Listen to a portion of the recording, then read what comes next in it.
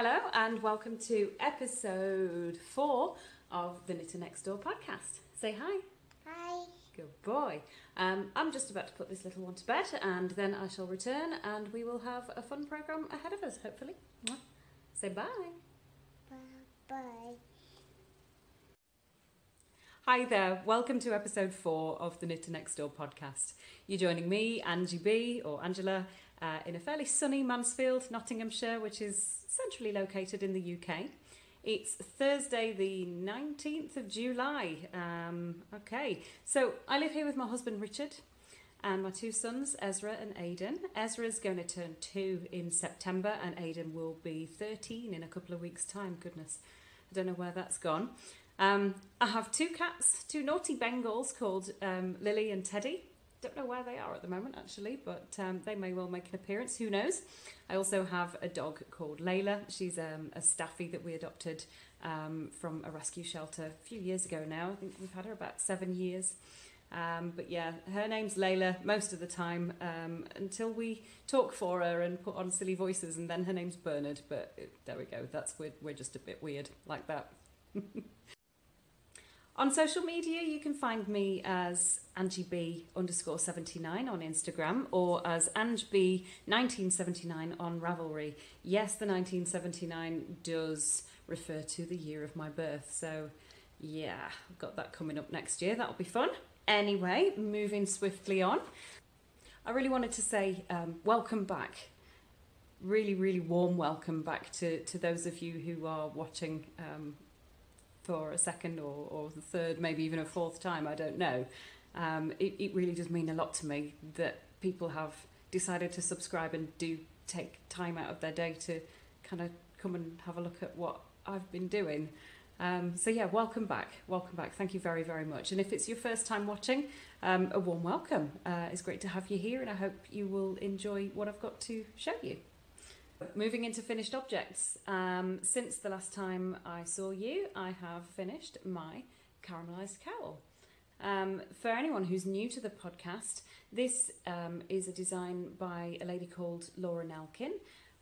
It's offered as part of her what's called the N Club for 2018. It's basically a mystery knit-along, kit-along, I guess, that I signed up to at the back end of last year.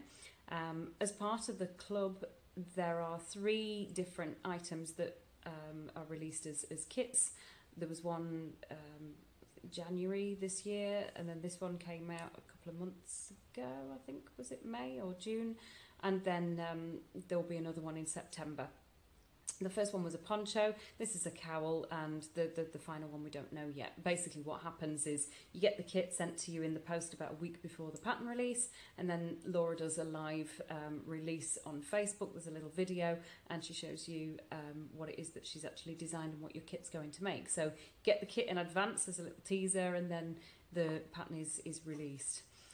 So anyway, getting back to what I was talking about, this is called Caramelized. It's a cowl, quite a long length cowl, and I've been knitting on this now for, I would say, a good probably 6 weeks or so in total, something like that. I've not been monogamously knitting on it, not by any stretch of the mark.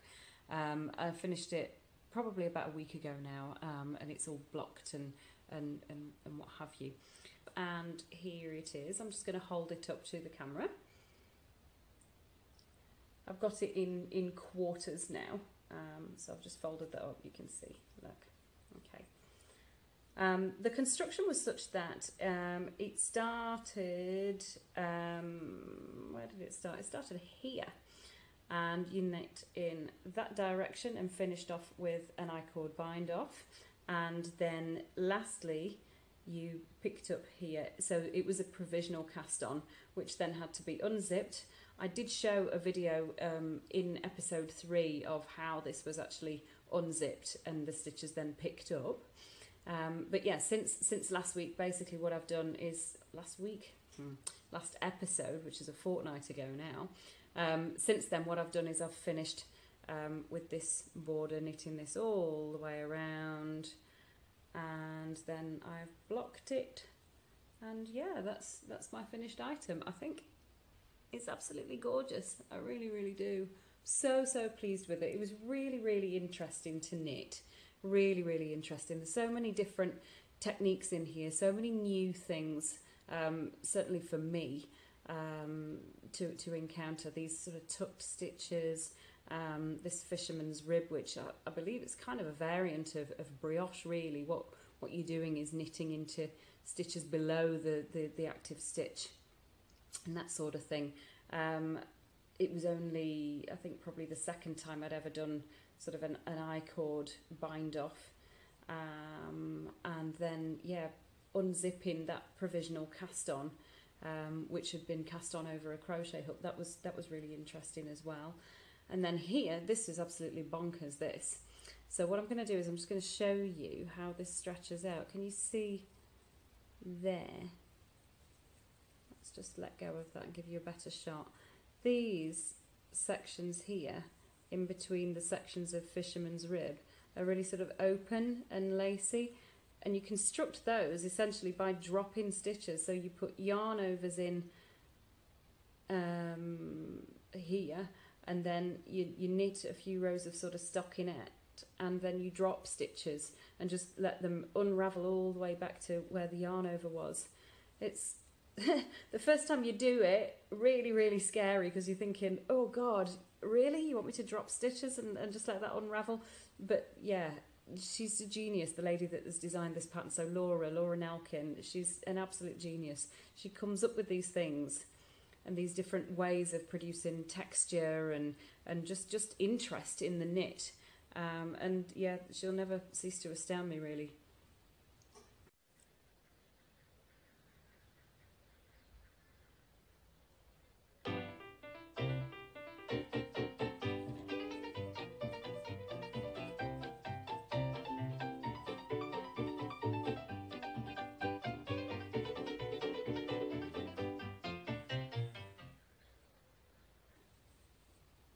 And you can see all these sort of beads catching the light as well.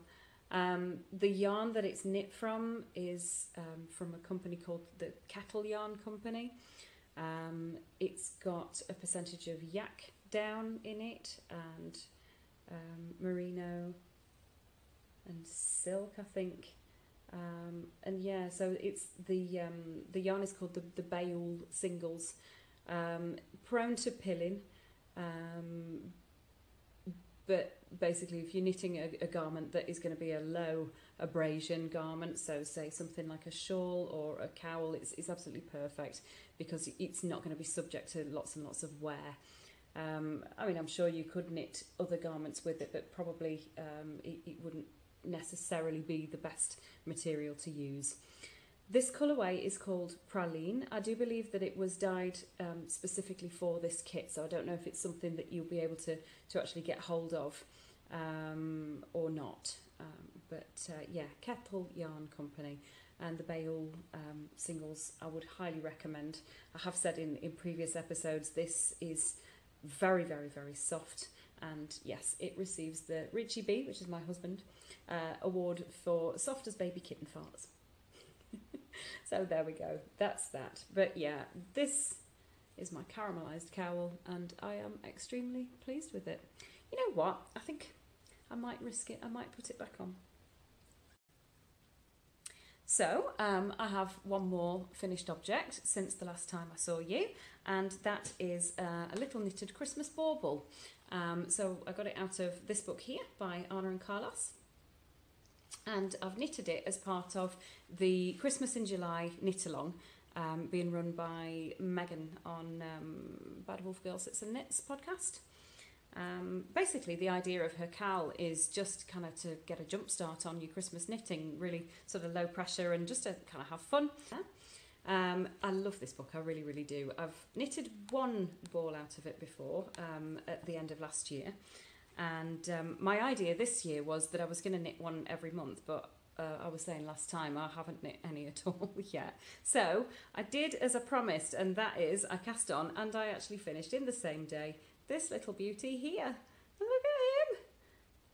It's got reindeers on it. It's so cute.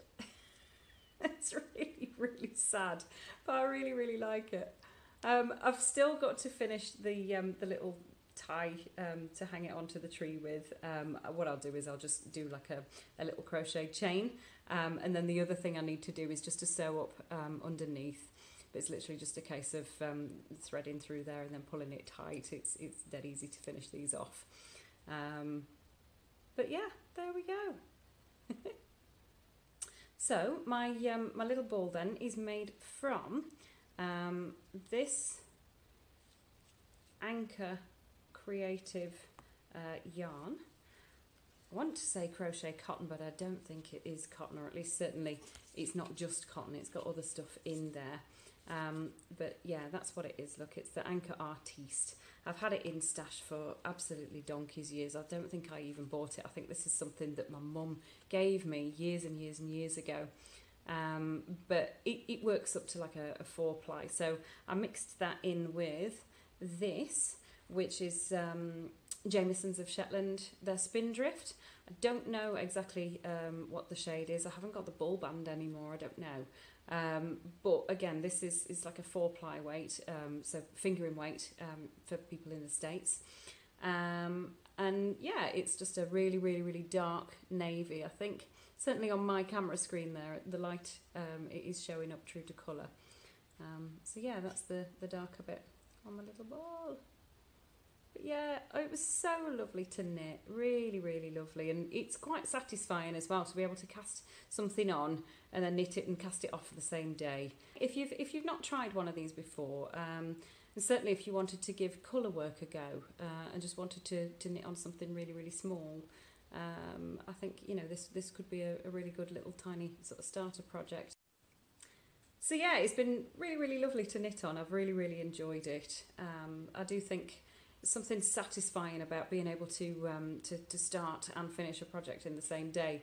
I think certainly when you're knitting lots of big projects, you know, and things where you've sort of got hundreds of stitches in a row, maybe you're on Sleeve Island or something like that. I think it provides just a nice little break, nice little antidote to the bigger projects. So yeah, I highly recommend these, and certainly do check out Meg's knit along.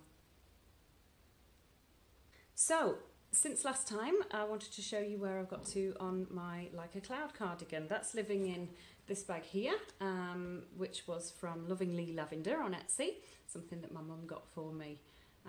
So living in here then is my Like a Cloud. So as I say, it's a pattern by Locatelli. I don't really want to go too much into the pattern itself. I did talk quite a lot about it in the last episode, so episode 3 of the Knitter Next Door. If you wanted to pop on over to there if you want to know any more about this. Yeah, so here we are. Since the last time, I have worked from here all the way down and actually cast the body off now. So I've only got the sleeves left to do, and oh goodness, I'm so pleased. I can't tell you. I was just talking about, you know, the little Christmas balls being an antidote to bigger projects, and really this is the one that I had in mind. I was so full of verve and gusto and so pleased and thrilled with this when I cast it on, but as I've got towards the end of it, my goodness, am I getting fed up with it. Nothing against the pattern, it's been so lovely to do. It's just me, I've just kind of I've lost the mojo with knitting on something so big and dark and heavy in the weather that we've had in England.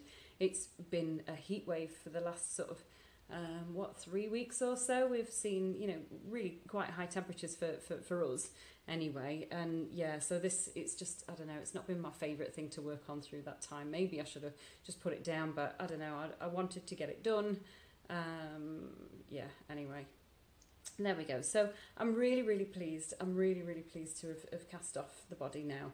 And yeah, so all that's really left to do is to pick up the stitches around the sleeves and to knit those. So I don't know whether I might just put this away for a little while and do that another time, or whether I'm going to carry on immediately.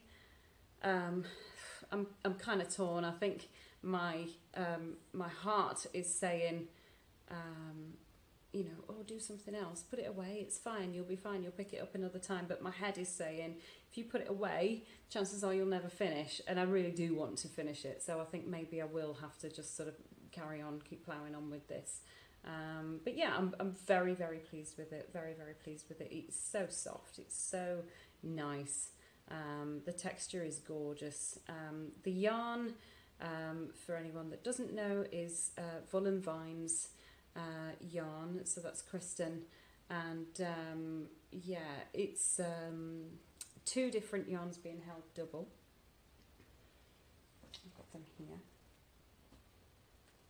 It's the Infinite Lace, so that's 800 metres in 100 grams, a 2-ply, 100% blue-faced Leicester, and this is in the colourway Weep. And then we have this one here, which is Kid Mohair, something like 72% mohair, and then the other 28% is silk. I think it's something like that. And yeah, again, this is in the colourway Weep. Weep being a reference to the Weeping Angels from Doctor Who, so yay, bonus. But yeah, so these are being held together.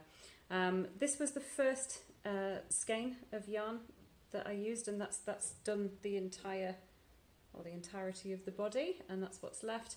This is the second of 2 50-gram skeins of the mohair, so that kind of working at roughly the same rate.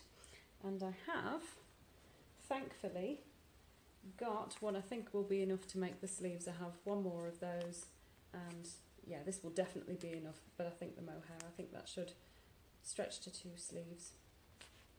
Fingers crossed anyway. Oh goodness, I don't know what I'll do if I run out. But there we are. Maybe we'll just go with 3/4 length sleeves and see what happens.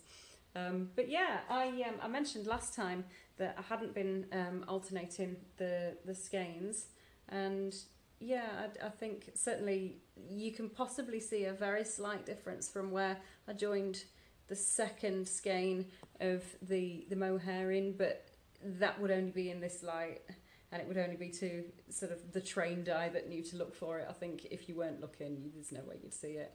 Certainly I'm perfectly happy with it. I want to just pop this on and show you what it looks like on. Oh my god, this is a really good idea, isn't it? Dead sunny, bright, hot day, and I'm here wearing all my knitting at once. But yeah, so that's that. You can see it's a dropped sleeve, and should I get up any higher? Can I get up any higher? Not really.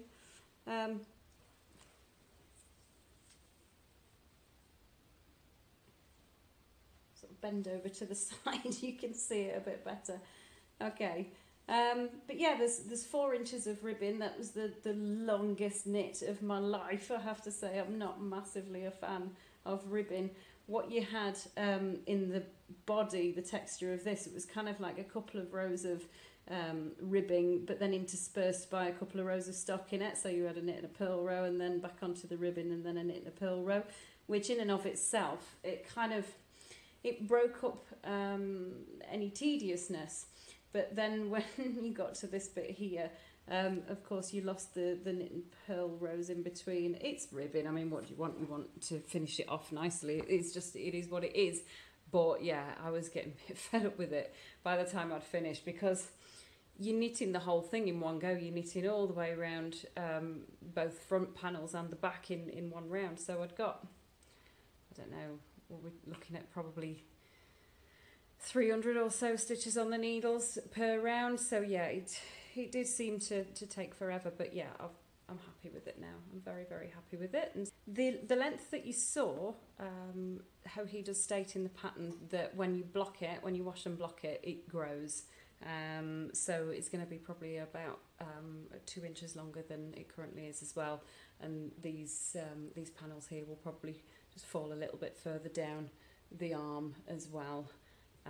So yeah, I think it's a really, really good fit, which is which is good, because I didn't do any kind of gauge swatching before I started, which was incredibly silly of me, but hey ho, live dangerously. So what else have I been working on? Now then, yes, I know, we'll talk about this one in the background. Can you see my little blanket? I've just put a couple of extra squares on there since last time. So this one's new. This was the yarn from the first kit of the N Club, the Lauren Elkins thing I was talking about before, that my Caramelized cowl is from. So this yarn comes from, who does it come from? Gauge, the Gauge Dye Works, and this was a colour that was specifically dyed up for that project. This one, that's, okay, so last time the Junk Yarns Sabrina top that I'd made, this is the darker colour, so the colour that was at the bottom. It's by Maker Me UK, and the colour is Maleficent. It's a sparkle sock yarn. This one is Cosmic Strings, and it was the lighter colour of the two that I knit my Shusui Shrug in. Let's see what else is new since last time. I think the only other one that is new since the last time I showed you is this one. And this, I hand dyed myself. And I can't tell you how proud I am. I think it looks really, really cool. Really, really cool. But what I will do is I'll talk to you in a little bit about the process that I used and how I came up with that. But yeah, there we go. So that's my little scrap blanket. The pattern is free. It's by a lady called Kemper Ray, and yeah, it's called the Coziest Memory Blanket. I think most people, you'll have seen these before. But yeah, it's really, really fun to knit. Again, this is just something that you can kind of cast on and cast off in one sitting. Each square takes probably less than an hour. So it's nice, again, as an antidote to some of the bigger projects that you might have on the go. So yeah, highly recommend it, and it's great for using up little scraps as well. So there we go.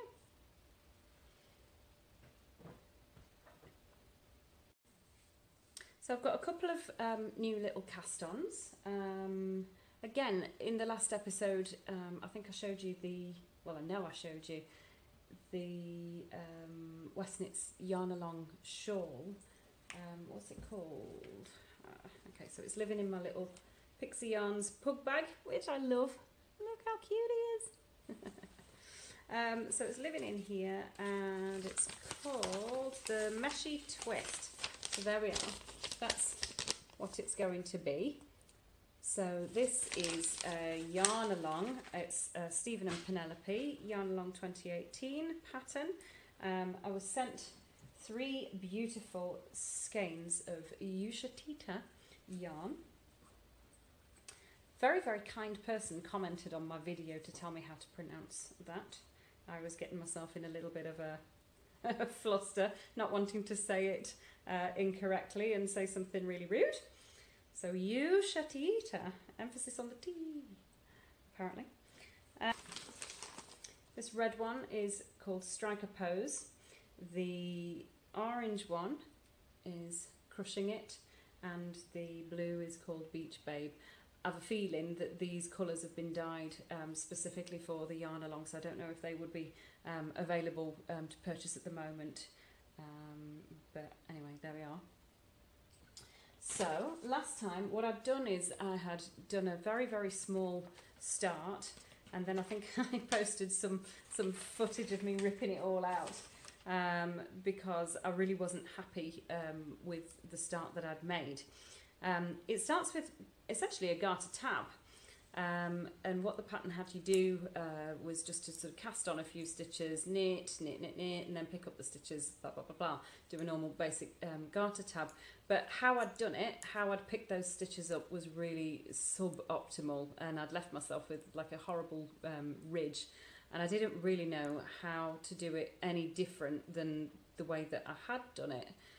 So what I decided to do was to just do a different garter tab, whereby rather than just doing a normal cast on, you do just a little provisional cast on and then pick up those stitches as live stitches from the back side of the provisional cast on. So I'm much happier with how that looks now. I don't have a ridge here at the start. Okay, so I'm just going to do my provisional cast on, and it looks a little bit of something like this. I've got my loop on my crochet hook. It's just a normal slip knot, and then I'm going to reach over and drag that across.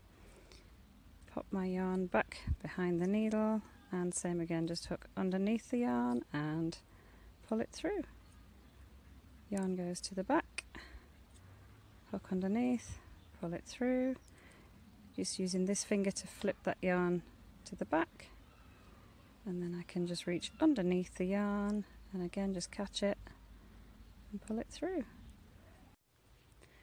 Okay, so just turning that provisional cast off into the first row of stitches, I'm going to pick up my yarn and I'm going to insert my needle into the first stitch and then just literally knit across the row, just to create what would be the row of cast on stitches. So we've got 1, 2, 3, 4, 5, thank you Richie B, and 6. This is what you get when you get your husband to hold the camera for you. Now apologies because my camera keeps dying in the sun. I think it's getting a bit too hot and overheating, but basically I've just finished what I would call my tab now for the shawl. So here, these are the stitches that I've just picked up from that provisional edge. So I've literally just picked up the other half of the stitch that was being held live by that provisional cast on. So where I've got to is definitely beyond where I got to previously. I'd probably done about that much before I ripped it out last time, and yeah, so I've knit that all back again and beyond. Sat at around about probably 100, 120 stitches in the row, something like that now.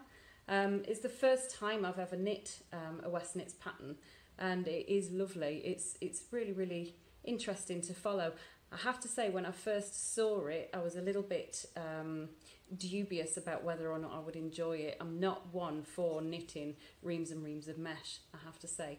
However, the way that it's been written is that it's not sort of every other row with the eyelets. You've got a couple of rows in between of just straight garter and then the eyelet rows. So it's actually quite interesting. The other thing is you've got this panel being built either side of the mesh as well, which is just sort of being achieved with make one increases. The other thing as well is that this panel is twisted stitches, so that in itself provides a little bit of extra interest. So yeah, you have this bit that's growing, twisted stitches, make ones. You have some rows where it's just straight knitting, doing like garter, and then you have the eyelets. So really there's plenty going on in this to hold your interest. So I've been very happy with it. And then of course, not forgetting the yarn itself is absolutely stunning. For anyone wondering about my little stitch markers, I was inspired by Hannah on the Corner of Craft. She makes little beaded stitch markers, so I decided I wanted to give that a go. So I designed myself a little owl, and I gave it some little owl babies. So yeah, I've made those. It's made from brick stitch. Basically, you sew little tiny beads together. I had an absolute ton of beads in stash from years ago when I used to do this sort of thing. I'd got kits that I'd bought at stitching exhibitions. I used to be mad into sewing and cross-stitching and embroidery and all those sorts of things for many, many years. That's pretty much all I did. So I got tons and tons of stash, and yeah, when I saw them, I thought, oh, they're really, really cute. I'd like to have a go at making some of those for myself. So yeah, this is what I've come up with. And I think they're lovely. And they're really, really light as well. So yeah, thank you, Hannah, for the idea.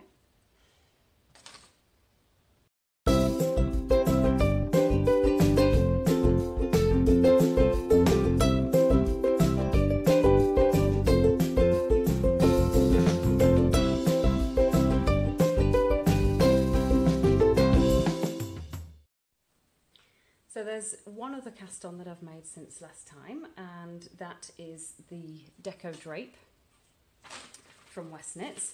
This is another pattern that's part of the Yarn Along for 2018, and here it is. There's a better picture of it inside. I just want to cover up the pattern. But yeah, that's what it's going to look like. Again, it's one of those, I was really kind of, I don't know whether I like it or not, a bit uncertain. I absolutely adore the yarn, but now I've cast it on, I really, really like it. It's great. He's a genius, this guy, he really is. So here's the yarn. I'll just hold these up for you. The darkest one, they're all from a company called Skein in Australia. The darkest one is called Very Cherry. This light one here is called Pink Gin, and the medium one is Summer Nights. They're all on a superwash merino singles base, and it's fingering weight yarn. So 400 yards, 366 meters to 100 grams, I think, something like that. But yeah, I believe these colours have been dyed specifically for the club as well, but they are beautiful. This arrived in the mailbox about a day after I last spoke to you. Here's my little cast on. This is where I've got to.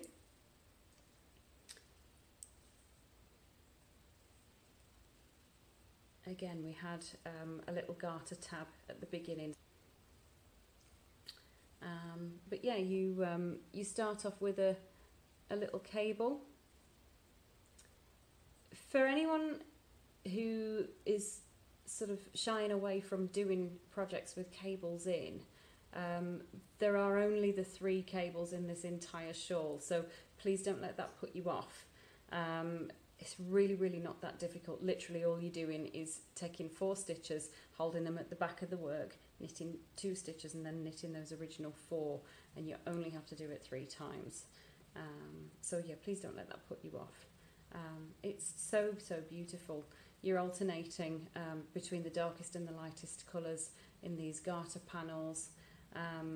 These little sort of squiggly bits here are being created by holding the yarn at the back of the fabric for some of the stitches,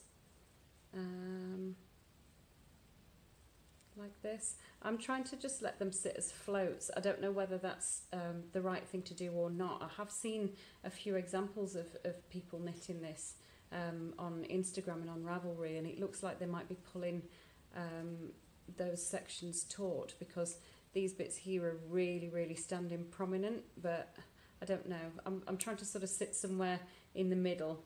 I'm just letting them float, probably catching them a bit tighter than I would if it was ordinary colour work, but trying not to distort the fabric by pulling them too tight, if that makes any sense. I hope it makes sense.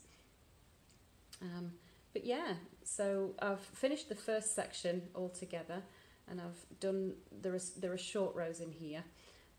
So I don't use the wrap and turn to do my short rows. I do the German short row, which is just sort of twisting the stitch upside down by pulling it the wrong way around on the needle, and then knitting the two legs of the stitch together on the way back. But yeah, that's something I saw on the Fruity Knitting podcast a long time ago, and I much prefer the way that it doesn't leave the hole in the fabric that I get when I do a normal wrap and turn. So that's how you create these little sections. Then you've got the extra little cable there. Then you knit across to this side and do another little short row section and put another little cable in, and now we're just kind of following the same as how this bit was constructed on both of the sides with the garter panels in between, and it's lovely. It's knitting up really, really quickly, and again, this is one of those ones that you can kind of pick up, and just because you've got something else going on every few stitches, every few rows, it's really, really interesting. This, I said before, the Meshy Twist was the first one, so this is the second ever Stephen West pattern that I've looked at, and I'm really, really impressed. There are lots of his patterns that I've seen on Ravelry that I think, you know, I'd like to have a go at making. Yeah, and this definitely has inspired me to do so. So apologies for any change in lighting or aspect or anything there. I've had a few technical issues. I think my phone might be overheating, but basically the camera was freezing. So it's a couple of hours later now. But anyway, what I wanted to talk to you about was some hand dyeing that I've been doing. A couple of episodes ago, so episode 2, I discussed a yarn dyeing course that I took, which was down in Oxfordshire with a lady called Hannah Mackey. She basically taught us a hand painting technique for dyeing yarn, which was involving tipping dye stock onto pre-soaked yarn and then microwaving it to set the colours. What I've been trying to do is to more of like a kettle dyed type technique. So what I've done is I've had a look on YouTube for some different tutorials, and yeah, followed their advice and come up with a way of doing that at home. So the tutorials that I looked at were from Laura Jimenez. So she's got a company called Jinx Yarns, and on YouTube she is she's known for her podcast series, which is something like the Dyer's Notebook, I think it's called. Then also there's Nicole from Hugh Loco. She does various different tutorial videos, and then also there's a little vlogging series that Tayler Earl has been putting on her channel recently. So she's got the Wool Needles Hands YouTube channel and podcast. And she runs a company called Fibre for the People. So she's got absolutely beautiful hand-dyed yarns, and on her channel she's talked about all different things, and she's taken you along the process of coming up with new colourways and how she mixes dye stock and all sorts of stuff like that. So that's really, really interesting. For anyone who's interested in maybe trying these sorts of techniques, I would definitely recommend all 3 of those places to go and have a look. So yeah, what I've got, here we go. I bought some just sort of fairly inexpensive yarn, using some vouchers that my sister bought me for a birthday present. Thank you, Stephanie. And this is 100% wool. Basically you need a protein fibre, so I went with the wool. It's not superwash treated, so you have to be a little bit careful with it in terms of temperature, extremes of temperature and changes in temperature. But yeah, if you're gentle, it's okay. So then what I did was I decided that really I didn't want to dye that whole thing in one go. So again, I sought a YouTube tutorial for how to split this into mini skeins. And essentially what you do is you know how many meters are in 100 grams, so you can figure out how many meters are in 10 grams or 5 grams or however much you want to dye at a time quite easily. And then I have a yarn swift. It's the rotating umbrella-y looking paraphernalia, and I set it to a specific place on the, you know what, it might be better if I go and fetch it and then I can show you what I mean. So I don't like to assume that people know exactly what it is I'm talking about. This is a yarn swift. So what I did was, with this thing actually up, like that, I set it at a specific height. You can see my mark on there. Okay, so I can tighten it off at that bit. Okay, and then what I did was I measured the distance all the way around it, and I set it so that it was 1.5 meters, basically, all the way around.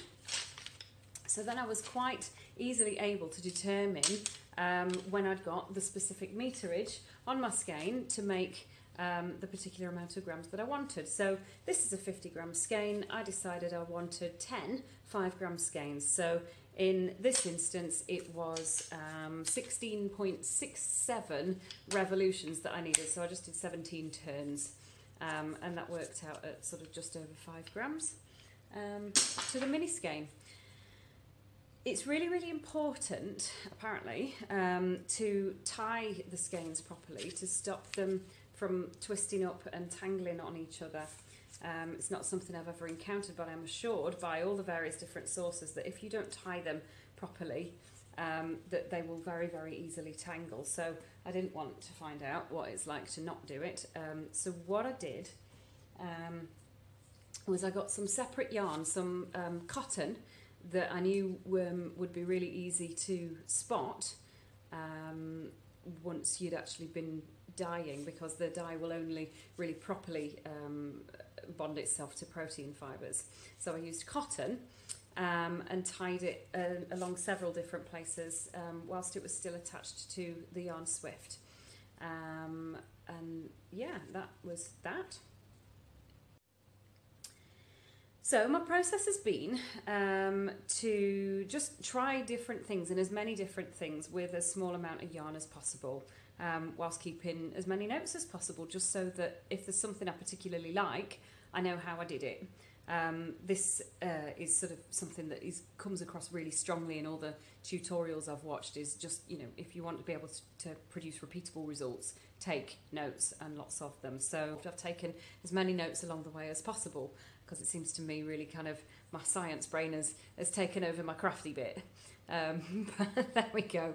For some people that would sound like their worst nightmare. For me, I like that sort of slightly nitpicky aspect of it, and it works with what I used to do. In a former life, I was a clinical auditor in audiology, so kind of it was my job to dig through records and make sure that everything was just so. So yeah, people that knew me once upon a time would probably be laughing their heads off right now, seeing the way that I'm actually approaching something that's supposed to be quite a creative process. But there we go. I'm having lots and lots of fun, because you can take as many notes as you like, but you're never going to be able to sort of guarantee exactly what the finished product's going to be like. There is always going to be that sort of random element in it. So in that way, I can be sort of quite nitpicky and finicky, but also, you know, chance will find a way as well. So I just wanted to show you some of the results that I had by trying different things at home, using the tutorials that I've seen, and just a little bit of potluck and a little bit of messing around. I've come up with these. So this was from my first batch. Tried different things. Some of them I left untwisted, some of them I twisted up when they went in, so that's made little areas resist and that sort of thing. There was one, this one, it went in twisted up, and I then decided to untwist it whilst it was still in the pot and put it back in. So on those areas that would have stayed undyed, it's got like a beautiful purple colour. I thought it was just really interesting to see the variety of results that you can get from the exact same dye bath with the same yarn, and just kind of trying different things. So that's those, and that's exactly how I got to this colour here. One of these skeins I've untwisted and knitted. I just thought it was really, really nice. If nothing else, these little 5 gram skeins are ideal to make these squares with. You need probably about 4 grams or so for each one of these. So yeah, these are absolutely perfect, and they'll all be slightly different. So I'll just put them in different places. So that was experiment 1. Experiment number 2, the same day, I was just really playing with red and blue and making sort of different shades of pink and purple and stuff like that.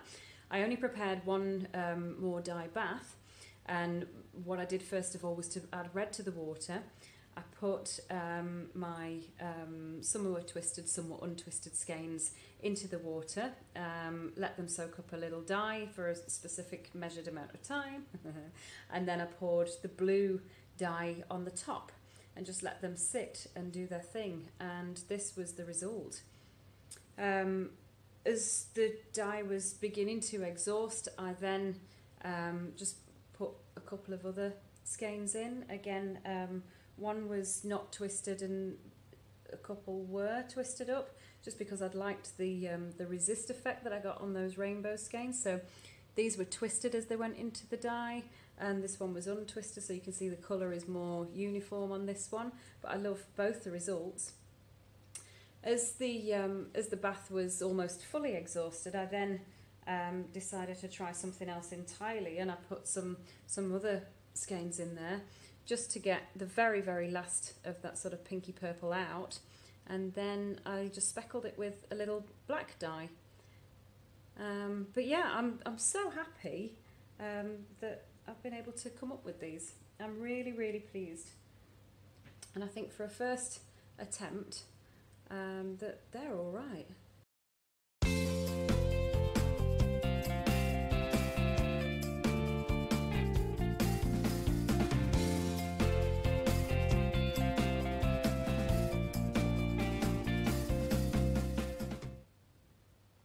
So there's just one other crafty thing that I wanted to talk to you about this week, and that's a little kit that I bought from Yarndale a few years ago. I think it would have been 2014. Company is called Hook by Design, and it's kind of like latch hook rug making, similar sort of technique, but where those are just little strips that you pull through holes in quite a large canvas. This is done on Hessian, and you've got sort of strips of this yarn.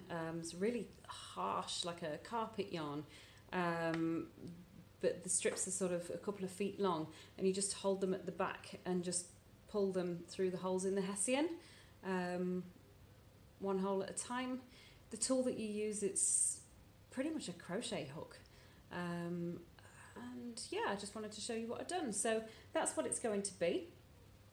And this was my first go last night. I've just got it on a frame that I used for my embroidery in the past. And these are called Q snaps in the States. There's no easy way to show you this and actually show you my face at the same time, so I'm just going to like pop out at you from the side. But yeah, here we go. This little heart and this little bit above the top is what I did last night. It's looking a little bit messy at the moment, but I think, you know, over time as I fill more in, it's going to look better. But yeah, I just have a printed pattern that tells me what colour to put in each of these different sections, and then there's like a little key. It's very similar to how you would do a counted cross stitch essentially, but rather than making crosses on the fabric, you just pull in through a little bit of the yarn at a time and trying desperately to keep them at a sort of fairly even height, but failing miserably. But I quite like it. I think it's just a bit of something different. I think, you know, the motto for me for this episode is I need an antidote to my knitting. I think, I don't know, I think probably everybody that crafts will go through different lulls and peaks and troughs with what they're doing, and sometimes you're more excited than others, and at the moment I'm on others. But anyway, I've got lots of different things that I can do to distract myself, and I'm sure my major knitting mojo will return. Thank you, Lily. I'm sure my mojo will return at some point. So all that's left for me to do today is to say goodbye and thank you for watching. I will endeavour to continue with all of the different works in progress that I've shown you today, as well as maybe make a few new cast-ons, maybe do a few more bits and bobs of crafting, and I'll share all of that with you again next time. So see you in a fortnight. Bye now.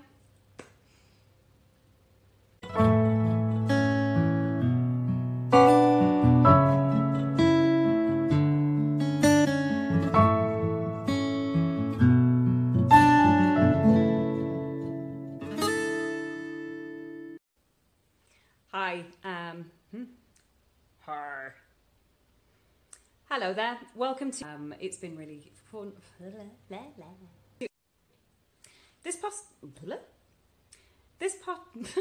I can't say the word podcast, oh no. Oh dear, I'm clearly too drunk.